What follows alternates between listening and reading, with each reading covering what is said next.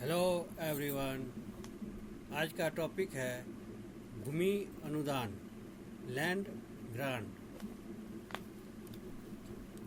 भूमि अनुदान की व्यवस्था कृषि विस्तार की पद्धति से जुड़ी हुई है। कृषि विस्तार की शुरुआत बरादे एवं अग्रहार बस्तियों से शुरू हुई। खेती का विस्तार सिर्फ खाली जमीन पर ही नहीं हुआ, बल्कि जंगलों को साफ करके भी हुआ। भूमि अनुदान पहले पिछड़े एवं जनजातीय क्षेत्रों में हुआ तथा बाद में धीरे धीरे गंगा घाटी तक फैल गया। 5वीं सदी के पश्चात यह सामान्य प्रथा हो गई एवं 12वीं सदी तक यह प्रथा व्यवहारिक रूप में संपूर्ण भारत में फैल गई। भूमि अनुदान का सबसे पुराना प्रमाण ईस्वी पूर्व की पहली शताब्दी में सातवाहन काल से प्राप्त होता है। यह अनुदान एक ब्राह्मण को अश्वमेध यज्ञ कराने के बदले दिया गया था, किंतु इसमें केवल भूराजस्व प्राप्ति का अधिकार दिया गया था। परंतु दूसरी शताब्दी में गौतमीपुत्र सतकर्णी ने एक बौद्ध भिक्षु को भूमि अनुदान दिया। इसमें इस बात का उल्लेख किया गया कि संबंधित क्षेत्र में प्रशासनिक एवं सैन्य अधिकारियों का हस्तक्षेप नहीं होगा।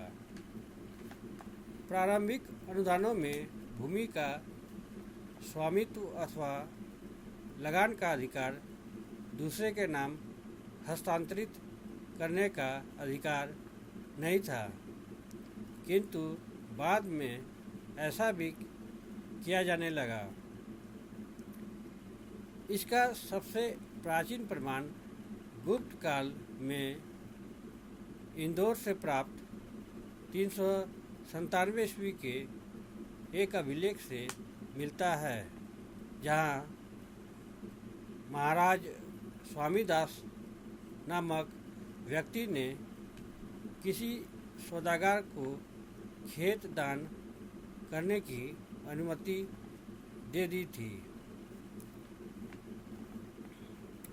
ब्राह्मणवादी ग्रंथों में ब्राह्मणों को दान देना या उपहार प्रदान करना पुण्य प्राप्त करने तथा पाप को नष्ट करने का सबसे सरल तरीका बताया गया है।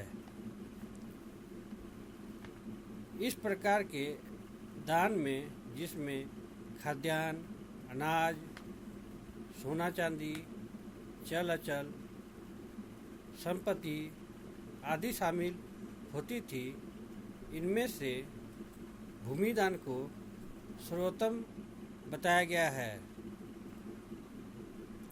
दान के दुरुपयोग की स्थिति में अभिशाप का भागी बनने के भय अथवा ब्राह्मणों को दी गई भूमि को वापस न लेने की प्रथा ने भूमिदान की प्रक्रिया को बनाए रखा।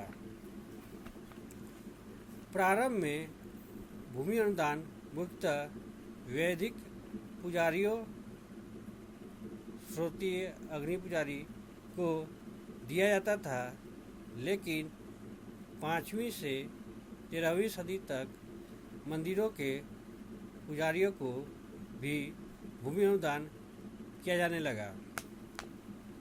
इस प्रकार के अनुदान गैर ब्राह्मणवादी धार्मिक संस्थानों को भी दिए गए। उदाहरण के लिए बौद्ध विहार को समोआ कहा जाता था। जैन विहार को बसाड़ी को भी व्यापक अनुदान मिले।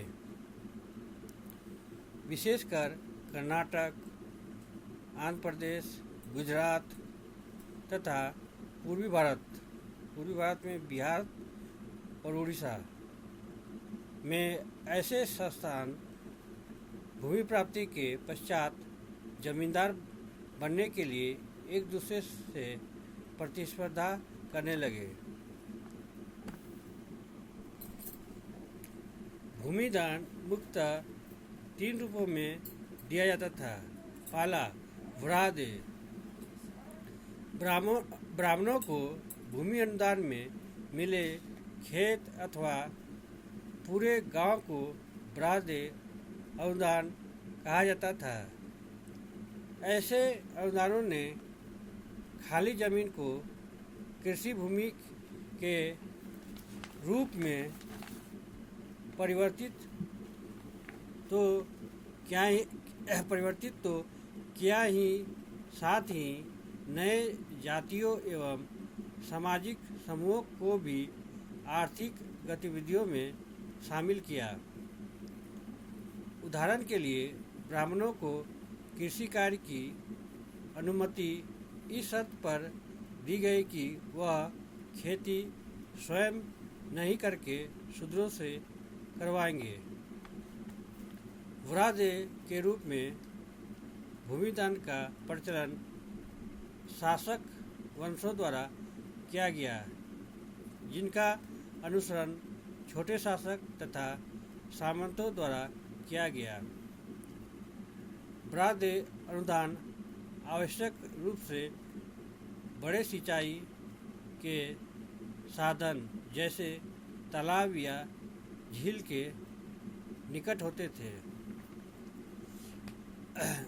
दूसरा, गैर धार्मिक अनुदान। 7वीं सदी के उपरांत ब्राह्मणों के अतिरिक्त राजकीय अधिकारियों को भी भूमिदान के रूप में वेतन दिया जाने लगा। प्रशासनिक अधिकारियों को जमीन दान में देने का उल्लेख काफ़ी प्रारंभ में 2वीं सदी में मनु संहिता में मिलता है, लेकिन इसका ज़्यादा प्रचलन गुप्त काल के पश्चात हुआ। पाल भूमि अनुदान पत्र में उल्लिखित राजा, राजपुत्र, रणका और महासामंत लोग मुख्यतः जमीन से जुड़े हुए जागीरदार थे। प्राप्त प्रमाणों के अनुसार असम, बंगाल तथा बिहार में कुल मिलाकर जो अनुदान दिए गए उनसे अधिक अकेले उड़ीसा में दिए गए। तीसरा, देवदान। मंदिरों को दान में दी गई भूमि देवदान कहलाती थी। मंदिरों की जमीन पट्टे पर पट्टेदारों को दी जाती थी, जो उपज का एक बड़ा हिस्सा मंदिर को देते थे।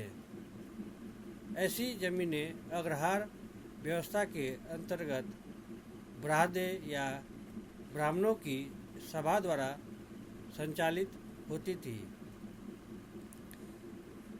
मंदिर की जमीनें गैर ब्राह्मणों द्वारा बनाई गई मंदिर कार्यकारिणी द्वारा भी संचालित होती थी। तमिलनाडु में उसे बिलालाज और कर्नाटक में ओकालू तथा आंध्र में कैंपालू कहा जाता था। इन्हीं शब्दों के साथ मैं अपने टॉपिक को यहीं विराम देता हूँ। अगर आप लोग को इस टॉपिक से संबंधित कोई प्रश्न पूछना हो तो आप कमेंट बॉक्स में जाके अपना प्रश्न पूछ सकते हैं। Thank you. जय हिंद।